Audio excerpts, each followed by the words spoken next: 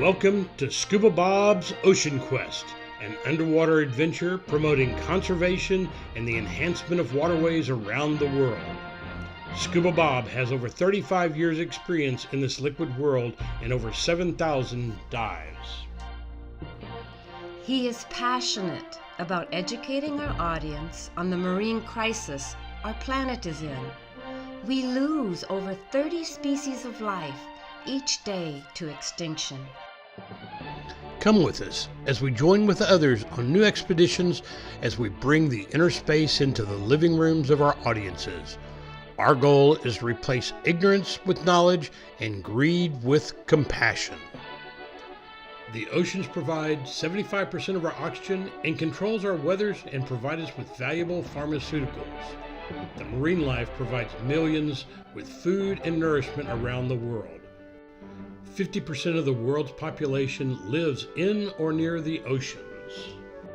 It is our hope that by taking the camera lens underwater, we can help our audiences love these mysterious animals. So please come with us as we expose you to the awesome beauty, mysteries, and adventures the oceans have to offer. In today's episode, we will be exploring Vortex Springs. Vortex Springs is 90 miles east of Pensacola, Florida, in a town called Ponce de Leon, Florida. This drive took 10 hours from Houston, Texas. Welcome to Vortex Springs. We made it. This is a place to check in, rent and buy equipment, and get supplies. The dive shop was ready for us, friendly, and had all the recommendations and equipment we needed. Vortex is a round sinkhole that is 69 degrees year-round with great visibility. The dive shop and fill station is within walking distance from the spring. The now familiar red and white dive flag was invented in the early 1950s by Denzel James Dockery from Michigan. In the course of his work, Dockery found that there was a need for a warning flag to keep boaters at a safe distance. The flag, as it is now, was born in 1956. Doc purchased Vortex Springs and declared it the home for the dive flag. Bob arrived around 6 o'clock and set up the campsite and video equipment. The next morning, we woke to a beautiful day, set our gear, and headed to the docks.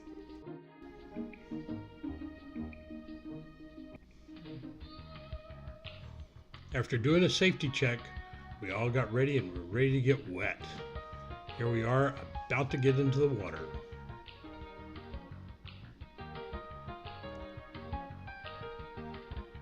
And here we go. Splash. One diver in, and now it's my turn. Water temperature was 68 degrees, and I loved my 5mm suit. Glenford said he was glad he had a 5mm suit along with a 5mm hooded vest. The divers enjoyed the great visibility and looked forward to a great day of diving. This was one of the first dives following Glenford's open water checkout. He settled on the bottom and looked like a pro. He had a little problem with the dive light, but later it worked fine.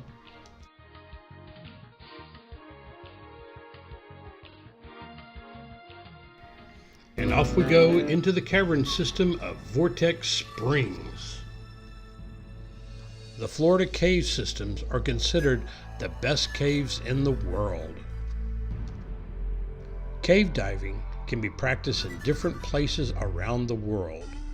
I have dove in caves from Florida, the Bahamas, New Mexico, Texas, Mexico, Venezuela, Missouri, and Aruba. Wait a second. What is that sign? It says stop. Prevent your death. Go no farther. Fact. More than 300 divers, including open water scuba instructors, have died in caves just like this one. Fact. You need training to dive. You need cave training and cave equipment to cave dive.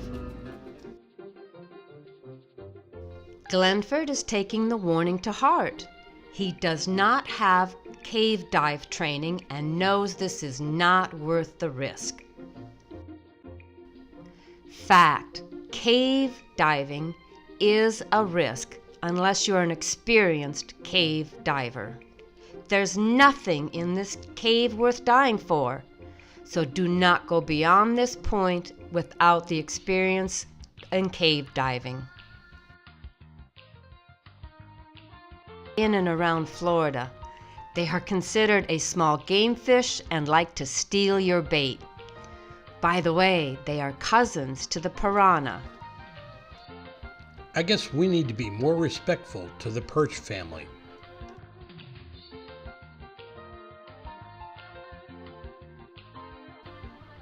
This larger fish is called a carp. It is a bottom feeder. In some parts of the world, they are considered a game fish. They're an oily fish and have a taste like a salmon. This is a cool feature of Vortex Springs.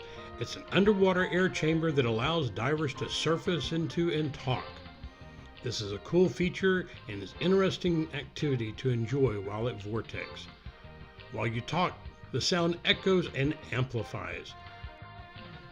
If you're a loud talker, please use your library voice. Otherwise, it will echo and be too loud.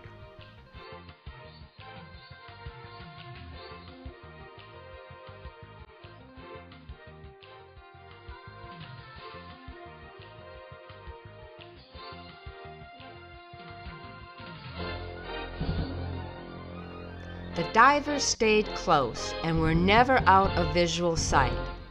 Good job!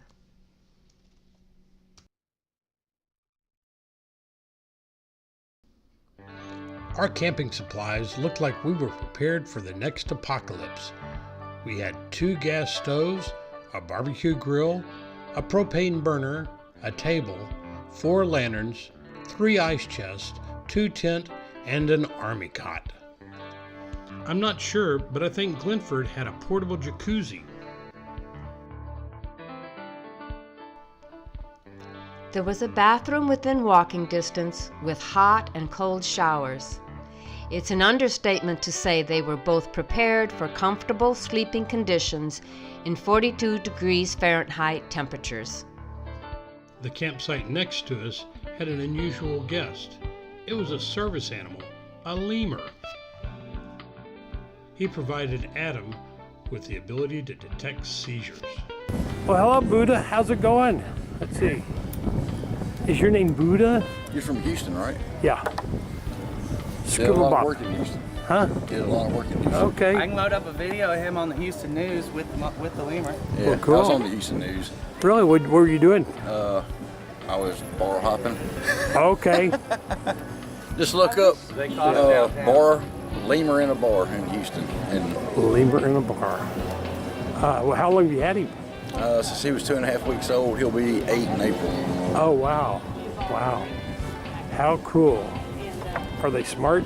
Oh yeah. Oh yeah. Can detect a seizure, what, 5 minutes faster than a dog? Okay, it's time to get back to diving. If you notice, this diver has 2 tanks on his back. This allows him to stay down longer, and in some cases, cave divers bring 4 tanks with them. In cave diving, running out of air is not an option.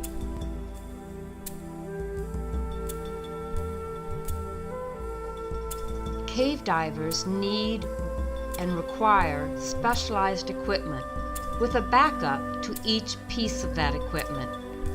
This diver is equipped with over $10,000 worth of scuba equipment for cave diving.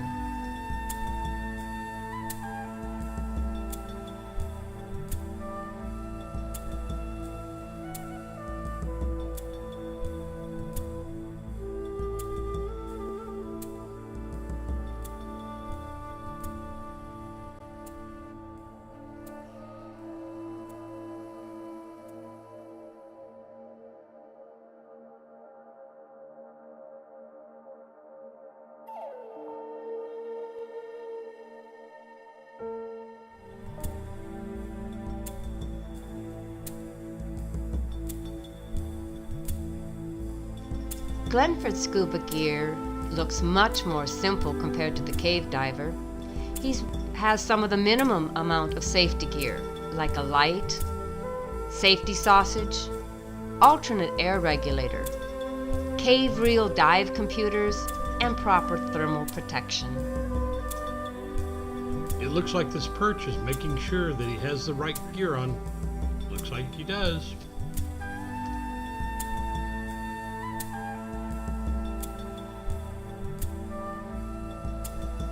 As you can see, the cave diver's light is much brighter than ordinary dive lights. If you notice, he has a hand grip for the light, so he always has control over his light. Caves have no ambient light, and therefore a powerful long-burning light is mandatory.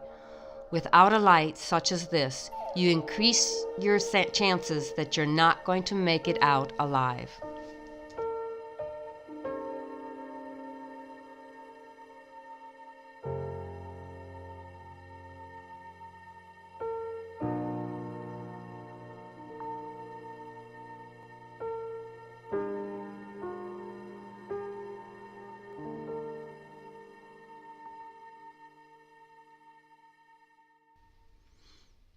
Even with the ambient light, Glenford is having difficulty on his directions.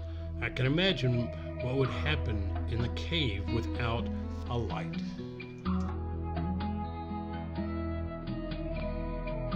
Divers who enter caverns have ambient light and no obstructions to reaching the surface. Cave divers go in places with no ambient light and do not have direct access to the surface. Over the years, I've made numerous cavern dives. It's not my favorite form of diving, and I really don't want to be a cave diver. I prefer fish, coral, marine life, and I don't like that extra weight and specialized equipment. For now, we can enjoy this dive and observe these awesome formations.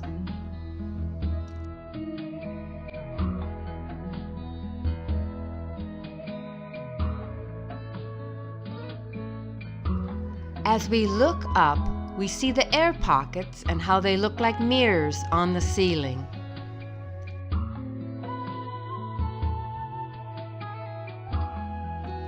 Before you set off to make a cavern dive, you need to make sure that you have the specialty training in deep diving, night diving, and underwater navigation that is recommended. While on this dive, Glenford was able to complete his night dive and his deeper than 30-foot open water dive certifications. We discussed this prior to each dive. Overall, he seemed to do very well.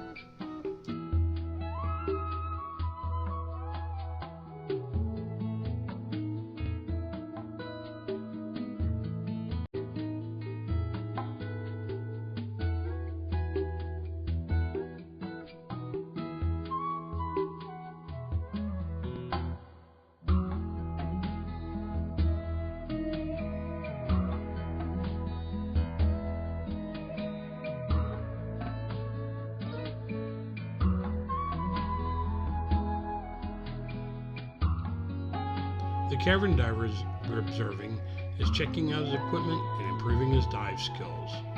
He never did go through the locked gate. It seems though he was making sure he had control over his equipment.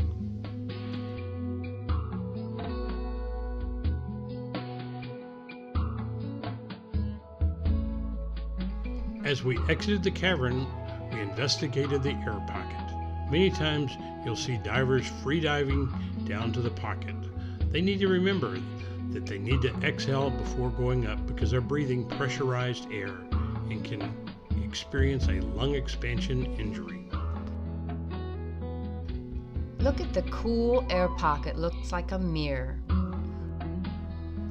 As we enter the air pocket, you can see that they have the warning to exhale up, returning to the surface. When you're on scuba, be sure not to allow snorkelers to breathe from your regulator. Snorkelers are not trained in Boyle's law of gas expansion and will suffer a lung expansion injury, which can be fatal. This is some good information, and we need to make sure that we follow it.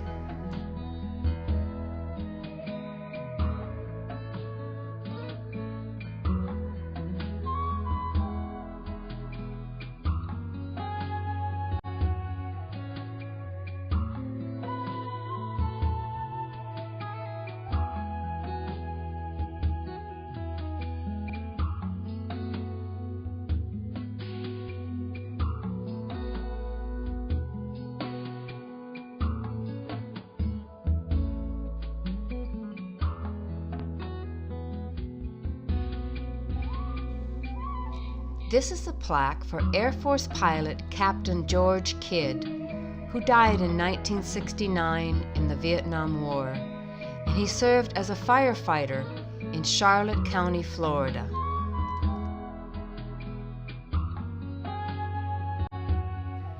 The perch are real friendly here, and they like our company. There are over 50 great freshwater springs you can dive in Florida.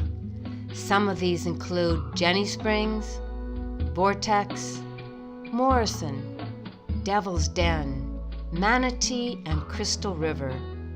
Many of the rivers that feed out into the Gulf will have winter visitors called manatees. If you get a chance, you need to make that dive. Because the marine life on this dive was limited to perch, and more perch, with a few bass and carp here and there, we thought it might be interesting to pay attention to these small creatures called freshwater snails. Snails and mussels are the only mollusks that live not only in the saltwater sea, but also in the freshwaters on the continents, rivers, creeks, ponds, and lakes. There are over 55,000 mollusk or snail species known to science. The snails at the Vortex have gills, but many freshwater snails do not breathe using gills. Their gills are reduced, instead leaving to the snail the thin wall of the mantly cavity to assimilate oxygen through. This organ is called the snail's lung. So this type of snail is also referred to as pulmonate or lung snails.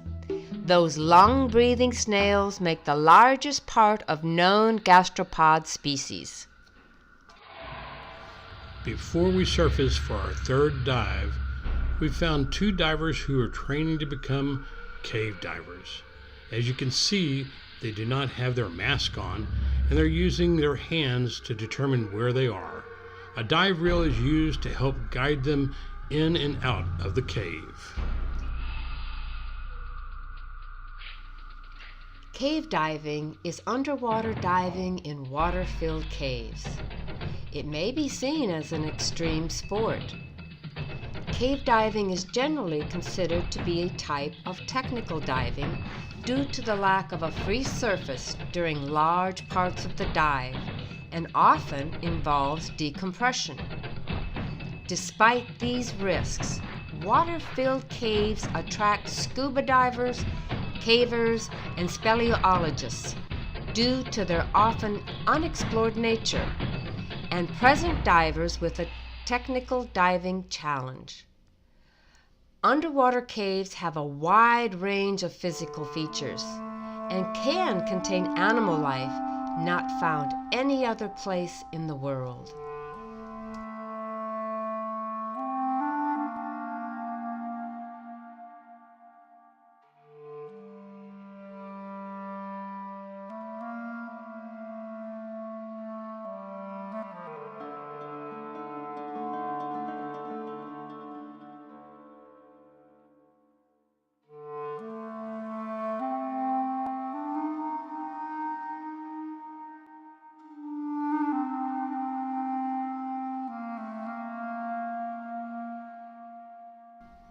In one of my episodes called the J2 Expedition, I interviewed Jose Morales, expert cave diver, along with Bill Stone, who is the inventor of the Poseidon Mark V rebreather, dove to the deepest cave in the world.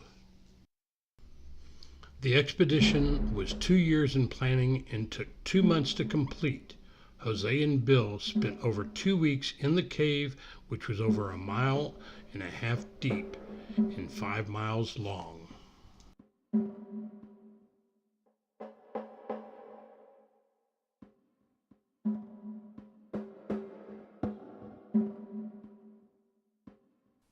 Imagine being 1.5 miles below the surface in the deepest and most remote location on Earth. Suddenly, you find that an underwater avalanche has covered you with rocks, boulders, and mud. Your mind is racing, and you struggle to escape and make your return to the surface, which is over 1.5 miles above you. Before I went through the sand dune, I barely put my fin on top of it, and I was looking down at this raging avalanche of stuff going down, knowing that I had to go through that same place, and now that line is buried in such a way that there is a complete wall that I cannot see, but I can feel in front of me. And I have read about how people have died just in that same situation. Thanks to his training, experience, and calm nature, he was able to make his way back to Bill and exit the cave, which took 2 weeks. Basic cavern diver certification takes 2 weeks. The cave diver certification takes between 4 to 8 weeks. Upon completion of the training comes many cave dives to ensure you acquire the proper amount of experience to be considered a safe cave diver. Jose has hundreds of cave dives and is considered to be one of the best cave divers in the world. Prior to our interview, he was delayed because he had to make an emergency cave dive in Puerto Rico to save some 17 people who were stuck in an underwater cave. Please do not enter a cave without proper training, equipment, and experience.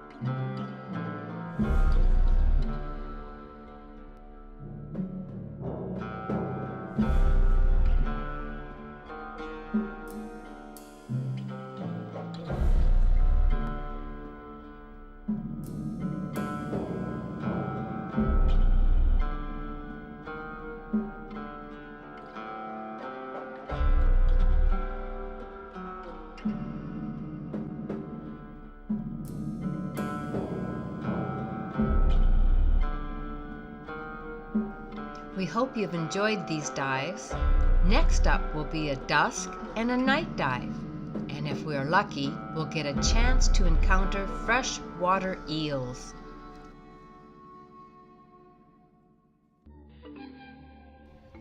Now's the favorite part of my dive, freshwater eels.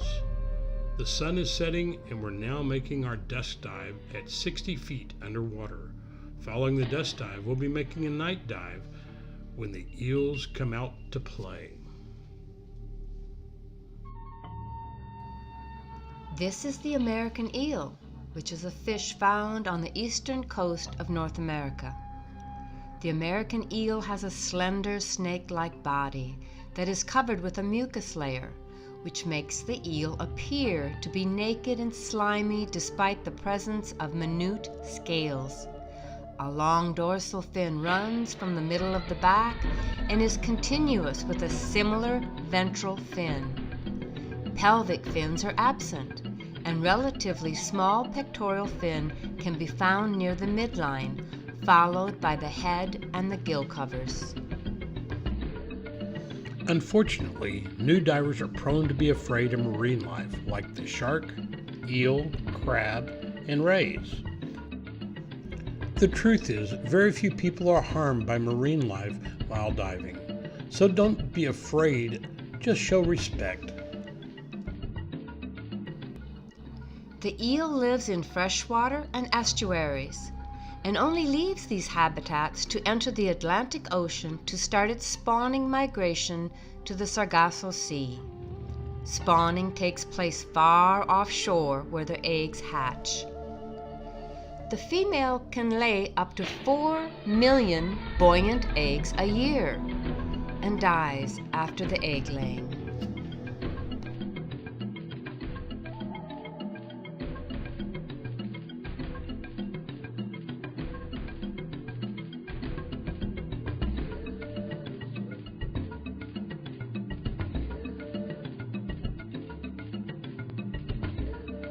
It looks like we're having to chase the eel to see where he's going.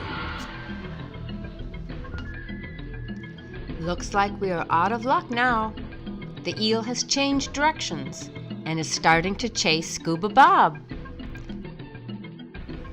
I wonder what kind of food they like to eat. American eels are nocturnal, which means most of their feeding occurs at night. They have a keen sense of smell and depend on the scent of the food. Their prey includes fish, mollusks, bivalves, crustaceans, insect larvae, surface-dwelling insects, worms, frogs, and plants.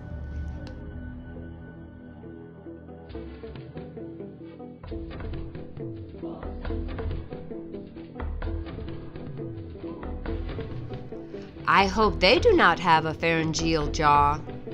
That's a second set jaw with teeth, like the moray eel has. I understand that that's where the directors got the idea for the alien creature in The Alien. Wait a second, where's Glenford? You don't think he had anything to do with this eel attack? He was a little sore about my snoring last night. If you like this trip, you would enjoy the San Marcos River, where you can find the American eel and other critters, like the freshwater pawn, also called freshwater lobster. Wow, that looks good enough to eat.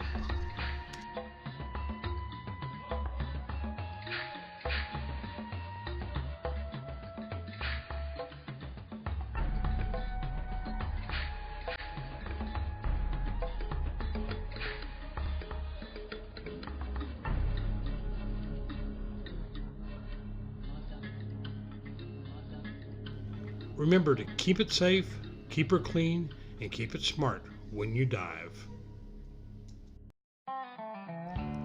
This is an aerial shot of Vortex. We are over the first dive platform and making our way to the swimming area. Divers and swimmers are required to use the piers to enter and exit the water to protect the shore areas. There's plenty of parking and tables for divers to use to get their equipment together. The piers are well made and provide added safety. We hope you've enjoyed this diving adventure at Vortex Springs at Ponce de Leon, Florida, and you have learned a little bit more to help you become an informed member of planet Earth.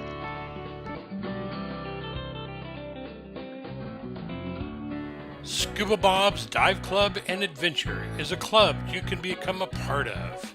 Help us promote ocean conservation and healthy waterways.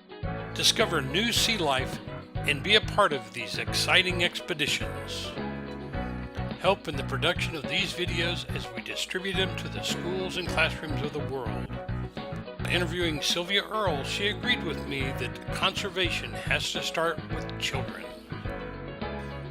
To get involved, give us a call or send us an email. The white dolphin went into extinction in 2006 due to man's ignorance and greed. It is our hope that you will see the importance for ocean conservation.